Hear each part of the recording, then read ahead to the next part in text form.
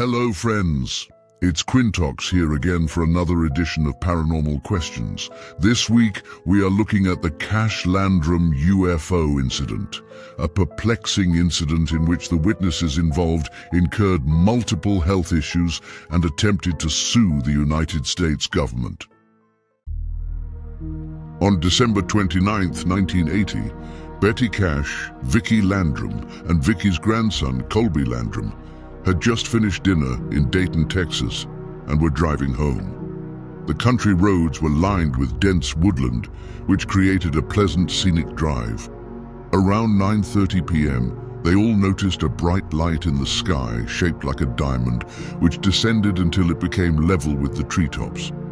The light was so bright and there was an intense heat emanating from the object, which caused Betty to stop the car abruptly. Betty did not want to turn the vehicle around due to fears that she would get stuck in the mud on the side of the road. Betty and Vicki got out of the car to get a better look at the object, which was about 40 meters away. The object was large at a height of 25 meters and was a diamond shape. The two women stood in awe, unable to fully comprehend what they were looking at. Young Colby was scared and stayed in the car. Vicki stated that the immense heat from the object is what she imagined the fires of hell to feel like. It got to the point where she couldn't bear the heat any longer, so she went back to the car to comfort Colby. Upon getting back into the car, she touched the dashboard and noticed her handprint indented in the vinyl. The intensity of the heat from the object had penetrated the car. Betty continued standing on the road, staring at the object in a trance-like state for a couple of minutes until it became too hot and she returned to her vehicle. Betty claims that fire was being emitted from the bottom of the craft, along with a beeping sound. They saw about 23 Chinook helicopters surrounding the object with the United States Air Force logo painted on them. They remained in the car staring at the craft for around 15 minutes until it left, with the helicopters following it. The drive home took around 20 minutes, and by the time they got back, Betty had blisters all over her head, back and neck, and felt a burning sensation. The following day, her lips and ears were swollen, and she couldn't get out of bed. Betty experienced hair loss on the right side of her head and around the crown of her head. She was admitted to hospital twice for a total of 6 weeks. Initially, she was treated for burns and later received treatment for radiation poisoning. Her exposure was an absolute classic radiation injury, in which she lost skin, she lost hair on the exposed side, she then had diarrhea, vomiting, and all the illnesses you get, and it was exactly on time. I don't think she would have made it up. And the other thing is, I don't think that she could have made it up because she didn't know it, and she's precisely on time. 8 months after the incident, Betty was still experiencing issues with her health, getting severe headaches on a regular basis, tinnitus in her right ear, along with the experience of immense fatigue and dysentery that did not seem to subside. She also experienced heat and light sensitivity, making it difficult for her to go out during the day. 2 years later, in 1983, she was diagnosed with breast cancer, but managed to keep the cancer at bay for some time, dying 15 years later, aged 69. Betty sought help from John Schuessler, who was a former NASA project manager and now works as a UFO investigator. When Betty and Vicki took John to the site of their encounter with the UFO, they showed him exactly where they had seen it, and John saw that there were clear burn marks on the road, indicating an extremely high level of heat had permeated through the asphalt. It is claimed that 10 other people saw the UFO and witnessed unmarked trucks coming into the area that dug up the road, putting the contaminated asphalt onto the trucks and driving away. 8 of these 10 individuals also saw the helicopters that Betty and Vicki had described. One of those 8 witnesses was police officer L.L. Walker, who saw the helicopters as he and his wife were driving home. Betty and Vicki arranged a meeting with 2 representatives from the Air Force and were questioned for 2 hours. The military denied having helicopters or any sort of operation occurring during that time in that region.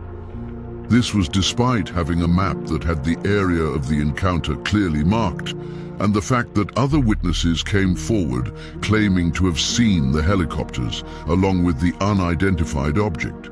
Vicki and Betty filed a claim to the Air Force for medical expenses incurred, which was denied a month later. Vicki and Betty then attempted to sue the government for $20 million.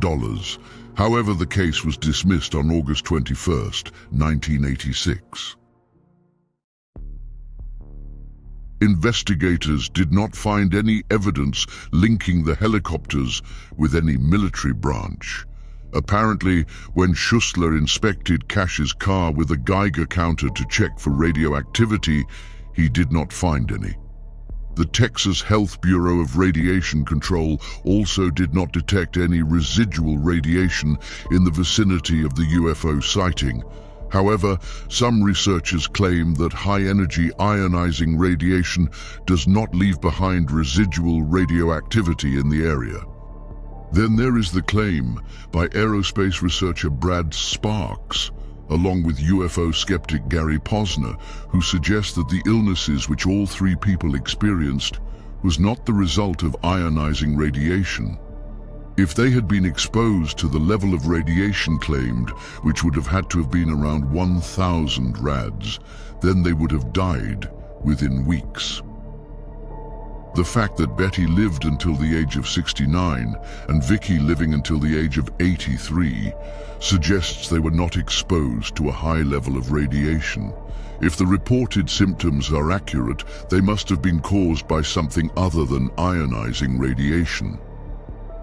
There is also the claim that investigators did not have access to the medical records of any of the 3 individuals to corroborate their stories, and that even after the death of Betty and Vicki, their medical records remain inaccessible. Then there are the burn marks on the road, of which there is no photographic evidence. There are also claims that Betty and Vicki could not show subsequent investigators the precise location of where the sighting occurred. 4 days after the sighting, Betty was admitted into the Parkway Hospital in Houston and seen by dermatologist Dr. Solomon Brickman, who noted swelling and crusting of the face, eyelids and scalp. There was no mention of alopecia or any pre-existing maladies that would have led to such a substantial amount of hair loss. Betty was readmitted to the same hospital on the 25th of January, and Dr. Joseph Darcy, who was an ophthalmologist, did not report any significant abnormalities other than red, scaly skin on the forehead and eyelids. Dr. Kumar, a neurologist, noted some alopecia on both sides of her head. Dr. Brickman attributed Betty's hair loss to emotional stress rather than radiation exposure. Despite the skin issues incurred by both women, blood work did not indicate any issues with white blood cells, which also supports the suggestion that they were not exposed to radiation. Skeptics have been unable to provide an alternative answer as to what happened to Vicki, Betty, and Colby. They suggest that they were exposed to some type of chemical, but are unable to say what or how. Both women are certain that the government was involved in their experience, and to date, there is still no conclusive explanation as to what happened to Vicki, Betty, and Colby on the 29th of January 1980.